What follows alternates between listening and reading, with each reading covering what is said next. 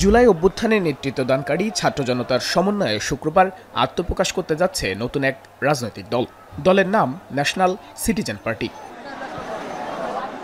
মানিক মিয়া এভিনিউয়ে নতুন এই দলের আত্মপ্রকাশ অনুষ্ঠানে ঘোষণা হবে দলের শীর্ষ পদে মনোনীতদের নাম।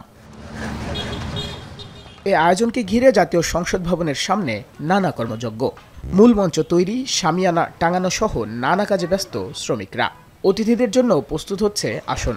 লক্ষাধিক মানুষের সমাগমের জন্য নেওয়া হয়েছে নানা প্রস্তুতি। লজিস্টিকের জিনিসগুলো ইতিমধ্যেই সব চলে এসেছে।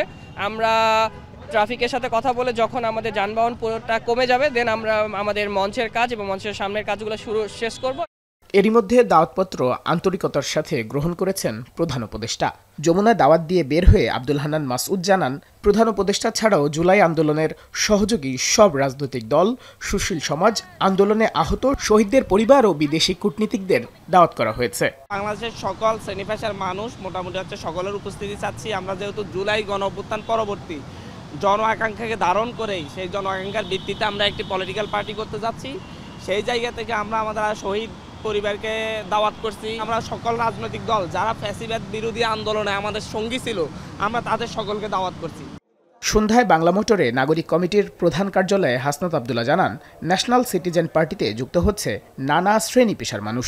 সার্জিস আলম বলেন, দেশের মানুষের প্রত্যাশা সবার আগে রেখে কাজ করবে নতুন এই দল।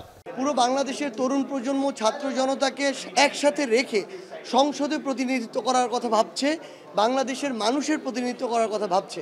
তো সেই জায়গা থেকে আমরা মনে করি এই যে একটা অভূতপূর্ব সারা পুরো বাংলাদেশ থেকে আমরা তাদের এই প্রত্যাশার যে পারদ সেটাকে সবসময় বজায় রেখে সততা, ন্যায়, দেশপ্রেম এগুলোকে সামনে রেখে দেশ এবং দেশের মানুষের প্রায়োরিটি সবার আগে রেখে আমরা কাজ করে যাব। আমাদের এই যে নতুন রাজনৈতিক দলে আমরা নানা শ্রেণী পেশার এবং আমরা দেখছি যে বুদ্ধিবৃত্তিক জায়গা থেকে বিভিন্ন শ্রেণী পেশার মানুষ আমাদের জায়গা এই নতুন রাজনৈতিক দলে যুক্ত হচ্ছে। তো সেই জায়গা থেকে অনেকেই যুক্ত হবে, অনেকেই যুক্ত হয়ে চলে যাবে, সেটি রাজনৈতিক প্রক্রিয়ার অংশ।